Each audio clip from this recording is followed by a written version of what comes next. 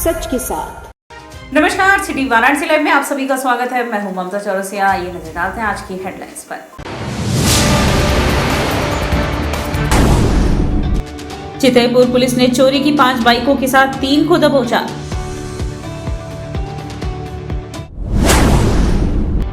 विश्व हिंदू परिषद के दिग्गज नेता प्रवीण तोगड़िया पहुंचे वाराणसी। कहा जल्द बनना चाहिए जनसंख्या नियंत्रण कानून। एनीमिया से गांव की किशोरियों को बचाने हेतु 1 दिवसीय कार्यशाला का आयोजन।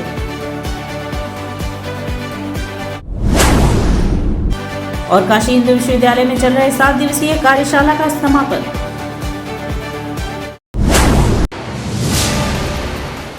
और अब खबरें विस्तार से। चौकाघाट क्षेत्र में रहस्यमय ढंग से लापता 4 वर्षीय बालक की हत्या से क्षेत्र में सनसनी फैल गई। जैतपुरा थाना क्षेत्र के चौकाघाट क्षेत्र में रहस्यमय ढंग से लापता 4 वर्षीय बालक की हत्या कर दी गई। रविवार की दोपहर उसका शव छवि महल सिनेमा हॉल के पीछे डिब्बे में बरामद हुआ। बच्चे की लाश मिलते ही परिजनों में कोहराम मच गया। क्षेत्र के लोग इस घटना को लेकर आक्रोशित थे। मौके पर फॉरेंसिक टीम ने जांच की और साक्ष्य जुटाए। इस मामले में पुलिस ने एक संदिग्ध को हिरासत में ले लिया है, उससे पूछताछ की जा रही है। बता दें कि पिछले दिनों जैतपुरा क्षेत्र के बशीर अहमद का 4 वर्षीय नाती इस्माइल रहस्यमय हालात में लापता हो गया था। परिजन उसकी तलाश कर रहे थे। काफी तलाश के बाद भी बच्चे का पता नहीं चला तो शनिवार की रात 9:30 बजे पिता ने थाने में तहरीर दी। इसके बाद बच्चे की तलाश में पुलिस टीम लगी। पुलिस टीम ने आसपास के सीसीटीवी कैमरों की फुटेज खंगालनी शुरू कर दी। रविवार को चौकाघाट चौकी प्रभारी मोहम्मद सूफियान, कांस्टेबल सौरभ सिंह, मुकेश प्रजापति फुटेज के आधार पर छवि महल सिनेमा हॉल तक पहुंचे। वहां से संदेह के आधार पर पुलिस सिनेमा हॉल के पीछे पहुंची तो थर्माकोल का डब्बा मिला। जब उसे खोला गया तो पता चला कि इस्माइल की हत्या कर लाश का पहले पॉलिथीन और फिर प्लास्टिक की बोरी में भरकर थर्माकोल के डिब्बे में बंद कर दिया गया था। बच्चे की लाश मिलने की सूचना मिलते ही आसपास के लोगों की भीड़ जुट गई। लोगों में इस घटना को लेकर तरह तरह की चर्चा थी। कल दोषीपुरा मैदान में ट्रॉफी लेने गया। क्या नाम था? अबू इस्माइल। तो वो 2 भाई गए थे, एक चचेरा भाई था, एक वो था। एक भाई वापस आया, एक भाई नहीं आया। तो फिर उसके बाद वो सब घर पहुँचे। परिवार वाले पूछे कहाँ इस्माइल, कहाँ इस्माइल कहाँ।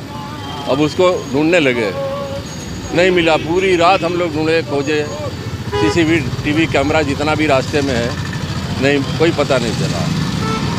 फिर आज सुबह 10 बजे हम लोग फिर सीसीटीवी कैमरा खंगालने लगे उधर मार्केट में कैमरे में मिला।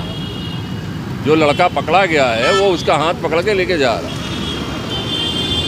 तो पुलिस ने वहाँ दस्तक दी उसके घर पे, वहीं से उठाया गया लड़का। बच्चे को क्या हुआ? बच्चे को सब मार करके थर्माकोल की पेटी में पैक करके छवि महल के पीछे कूले खाने के पास फेंक दिया था। विश्व हिंदू परिषद के दिग्गज नेता प्रवीण तोगड़िया वाराणसी पहुंचे।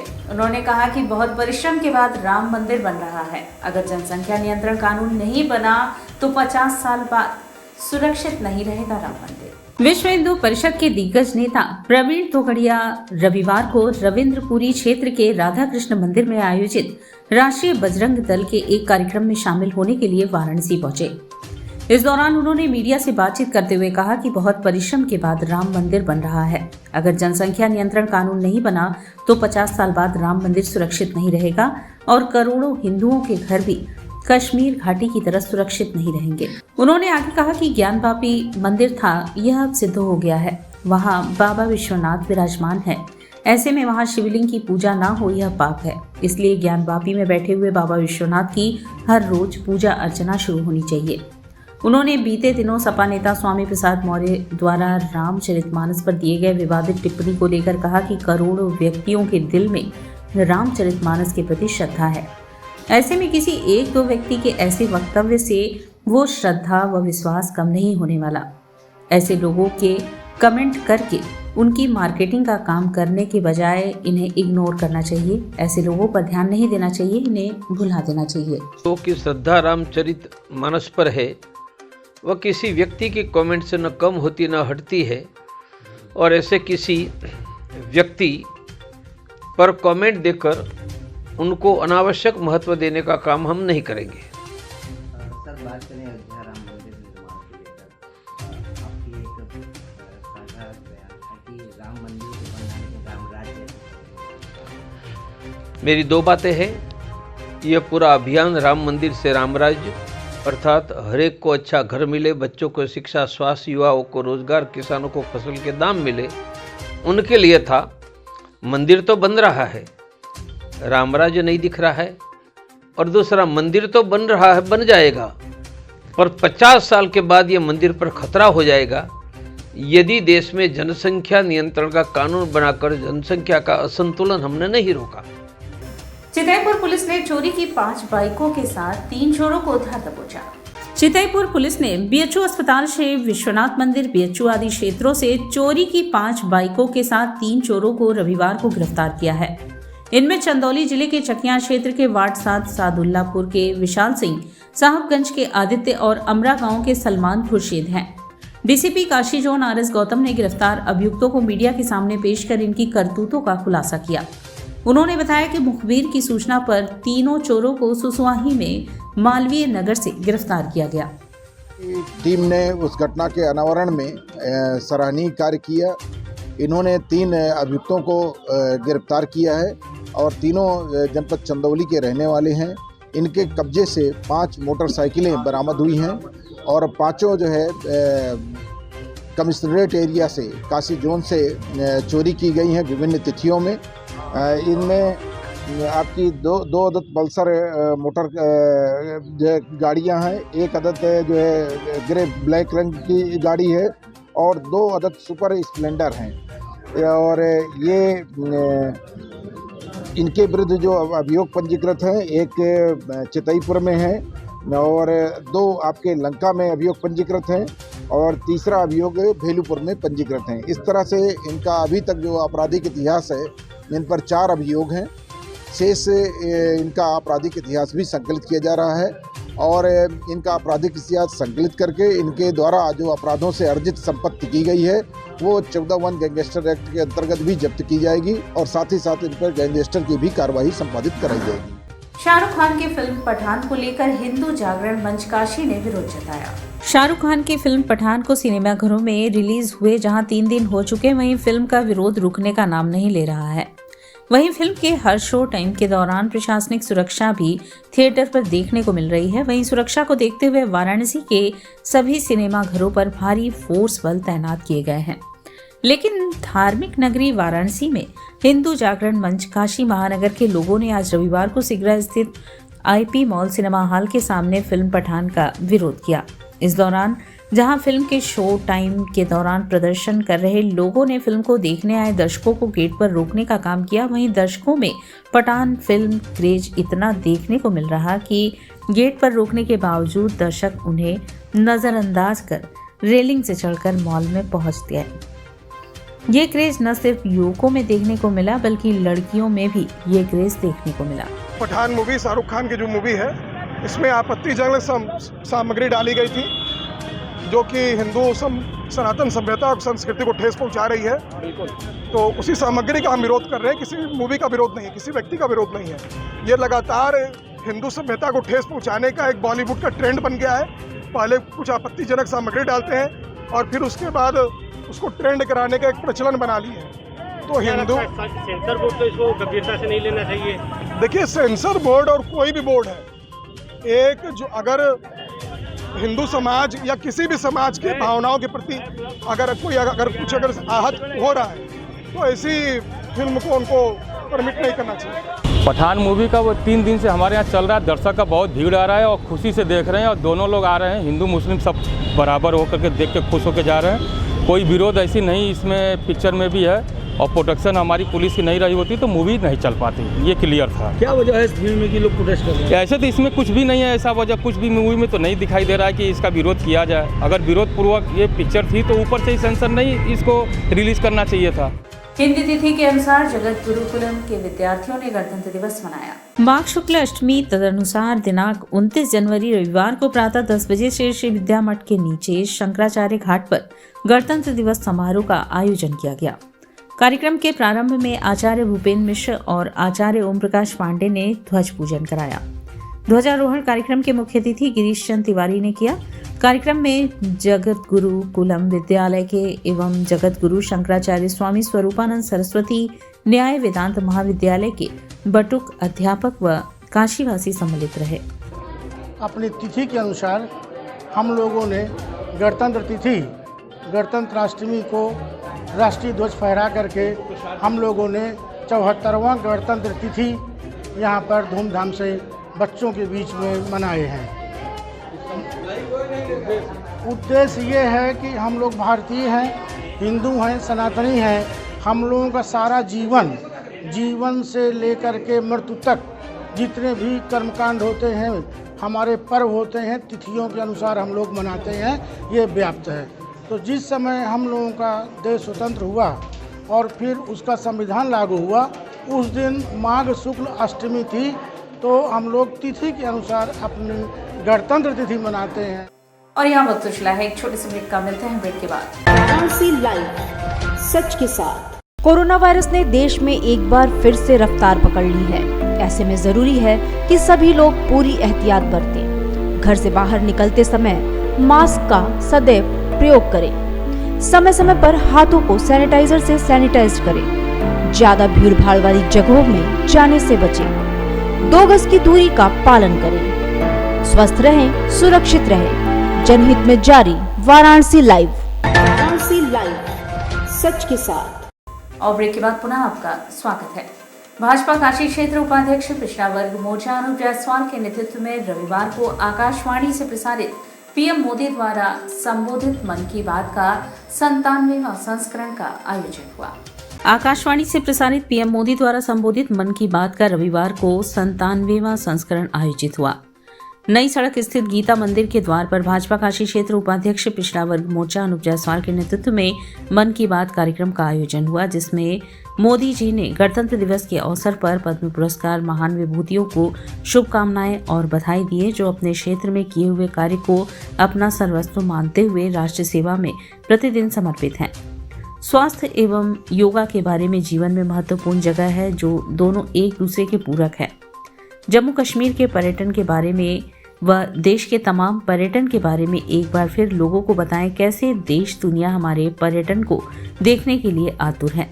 कार्यक्रम में मुख्य अतिथि अशोक चौरसिया, क्षेत्रीय महामंत्री भाजपा, विशिष्ट अतिथि नरसिंह दास उप सभापति थे। कार्यक्रम का संचालन मिठाई लाल यादव, महानगर मंत्री पिछड़ा मोर्चा एवं धन्यवाद ज्ञापन धीरेन्द्र शर्मा ने दिया। बार के गणतंत्र दिवस के बारे में तथा पद्म पुरस्कार के बारे में कि किस तरह से देश में लोग अपने अनेकों हितों को छोड़ करके देश सेवा में निरंतर लगे हुए हैं। ऐसे लोगों को पद्म पुरस्कार, अनेकों पुरस्कार दिए जा रहे हैं, जिसमें वाराणसी से भी जो 2 महानुभाव हैं, संगीतकार ऋतिक सान्याल जी और प्रोफेसर मनोरंजन साहू जी, जिनको कि पद्म पुरस्कार के लिए चुना गया है, हम उनका भी यहाँ तस्वीर लेकर के उनको भी अपने इस मन की बात कार्यक्रम के 97वें एपिसोड के माध्यम से उनको बधाई देते हुए तथा G20 के बारे में कि किस तरह मोटे अनाज के बारे में हर जगह एक चर्चा हो रही है, इसको आगे बढ़ाया जा रहा है। और फिर एक बार उन्होंने देश के सुदूर क्षेत्रों में बर्फबारी हो रही, कहीं उसके बारे में, पर्यटन के बारे में, इस तरह की अनेकों जानकारियां हमको देते हुए आज के 97वें संस्करण का हमने यहाँ आयोजन किया। इसी क्रम में नासिरपुर गांव में भी मन की बात कार्यक्रम आयोजित की गई। इस अवसर पर बीजेपी के पदाधिकारी श्याम भूषण शर्मा ने कहा कि आज हम सभी कार्यकर्ताओं ने प्रधानमंत्री नरेंद्र मोदी के 2023 में आयोजित पहले संस्करण मन की बात को सुना। हम सभी ने प्रधानमंत्री जी द्वारा दिए गए विभिन्न जानकारियों को बड़े ही गौर से सुना। उनकी हर एक जानकारी काफी कुछ सीखने योग्य रहती है। उन्होंने खान पान को लेकर भी बहुत सारी बातें की, जिसे हमें जानना और समझना चाहिए। पीली कोठी स्थित आजाद पार्क में रक्तदान शिविर का आयोजन हुआ। रविवार सुबह 10 बजे से मुफ्ती बनारस मौलाना बातिन नोमानी की अध्यक्षता में Jamiatul Ansar, doctor Z A. Ansari memorial foundation एवं मानव रक्त फाउंडेशन की जानिब से एक रक्तदान शिविर पीली कोठी स्थित आजाद पार्क में आयोजित किया गया, जिसमें मुस्लिम समाज के लोग स्वेच्छा से 100 यूनिट रक्तदान किए। कार्यक्रम के मुख्य अतिथि मुख्य चिकित्सा अधिकारी संदीप चौधरी थे। इसके अतिरिक्त एडीसीपी कानून व व्यवस्था संतोष कुमार सिंह, संकट मोचन मंदिर के महंत प्रोफेसर विश्वंभर नाथ मिश्र, गुरुद्वारा नीचीबाग के मुख्य ग्रंथी भाई धर्मवीर सिंह, मैत्री भवन के निदेशक फादर फिलिप डेनिस विशिष्ट अतिथि के रूप में कार्यक्रम में उपस्थित थे। बनारस के चंद चैरिटेबल इदारों के ज़रिए से ये आज़ाद पार्क किली कोठी पे ये रक्त डोनेशन, ब्लड डोनेशन का ये कैंप लगाया गया है। और इसका मकसद ये है कि भाई इंसानी खिदमत और इंसानी हमदर्दी और एक इंसान दूसरे इंसान के काम आ जाए, इन्हीं सारी चीज़ों को सामने रखते हुए ये डोनेशन कैंप लगाया गया है। और इससे कितने यूनिट का लक्ष्य है? हमारा लक्ष्य 100 यूनिट का है। एनीमिया से गांव की किशोरियों को बचाने हेतु 1 दिवसीय कार्यशाला का आयोजन हुआ। मनरेगा मजदूर यूनियन व जन शिक्षण केंद्र की ओर से किशोरी युवा मंच से जुड़ी किशोरियों हेतु एनीमिया से बचने के उपाय पर अराजी लाइन ब्लॉक के समक्ष स्थित मनरेगा मजदूर यूनियन के सभागार में रविवार को 1 दिवसीय प्रशिक्षण सह कार्यशाला का आयोजन किया गया। प्रशिक्षण में मुख्य रूप से किशोरियों को एनीमिया से बचने के उपाय बताए गए। बतौर प्रशिक्षक प्रियंका पटेल ने बताया कि किशोरियां सही पोषक आहार, खान पान से एनीमिया जैसी बीमारी से अपने को बचा सकती हैं। उन्होंने बताया कि आज भी गांव में रहने वाली प्रत्येक तीसरी लड़की एनीमिया से पीड़ित है। सरकार द्वारा किए जा रहे लगभग सभी उपाय नाकाफी साबित हो रहे हैं, लिहाजा हम लोगों को खुद ही जागरूक होकर इसके खिलाफ लड़ाई लड़कर इस बीमारी से जितना होगा। किशोरी युवा मंच की संयोजिका नेहा जायसवाल ने कहा कि मनरेगा मजदूर यूनियन संगठन से जुड़ी किशोरियों को अभियान चलाकर एनीमिया के प्रति जागरूक करने का काम कर रही हैं। आगे भी संगठन द्वारा जागरूकता प्रशिक्षण का कार्यक्रम चलाया जाएगा। कार्यशाला का संचालन पूजा ने किया। अंत में आभार मनरेगा मजदूर यूनियन के संयोजक सुरेश राठौर ने किया। कार्यशाला में पूजा, रीना, निशा, रेणु, ममता, शीला, प्रेमशीला, कविता, रेशमा, प्रीति, मधु, सुशीला, शालू, खुशबू, नेहा, कुसुमलता, सीता, शीला सहित अराजी लाइन विकास खंड क्षेत्र के दर्जनों गांव के कुल 60 किशोरियां शामिल हुई। और किशोरियों के तो स्वास्थ्य का मुद्दा है जो बहुत गंभीर समस्या बना हुआ है हमारे समाज में।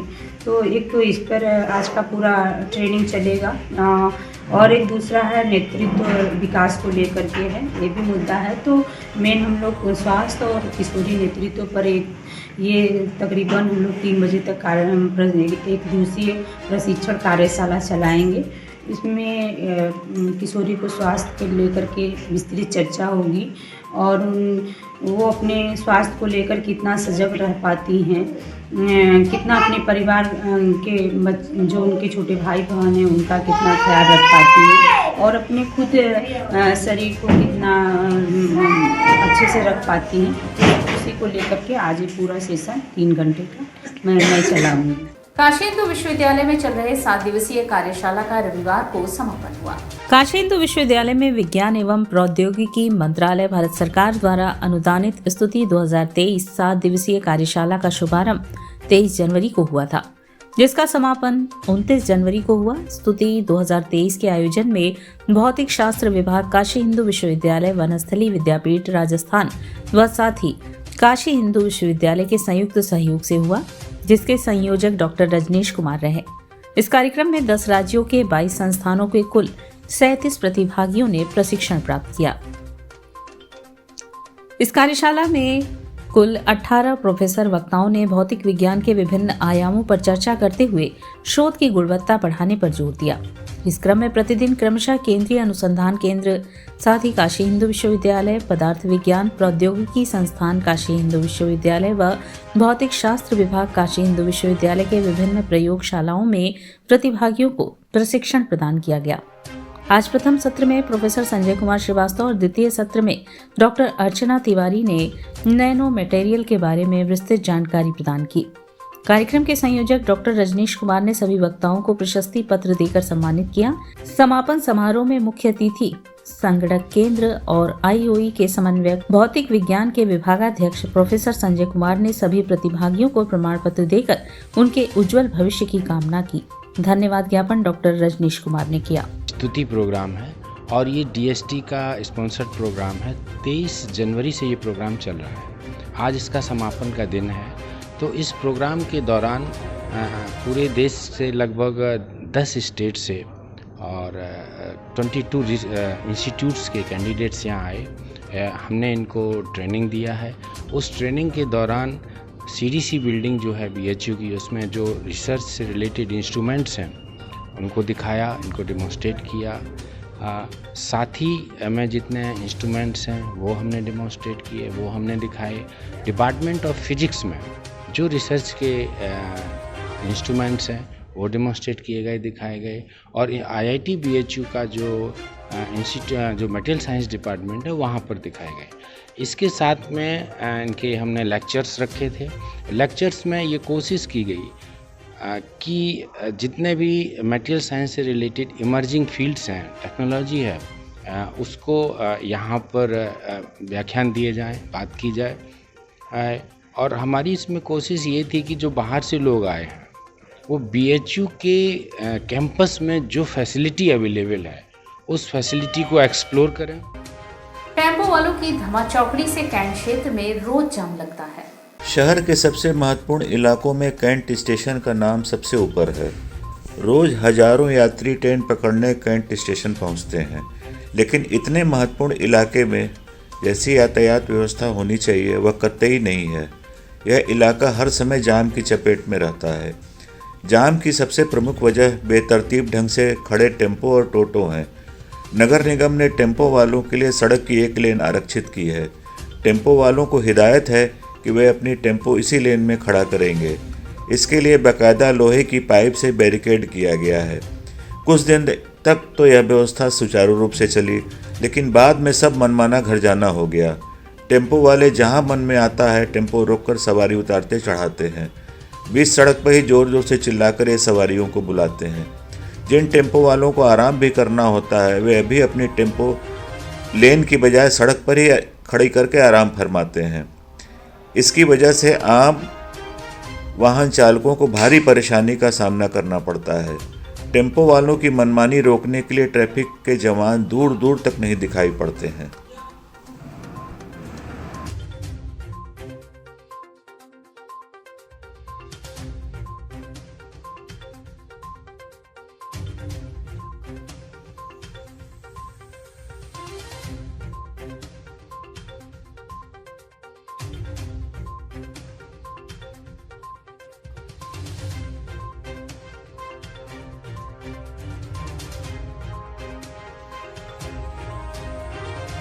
और इसी के साथ सिटी वाराणसी लाइव का यह एपिसोड यहीं समाप्त होता है। ममता चौरसिया को दे इजाजत। नमस्कार।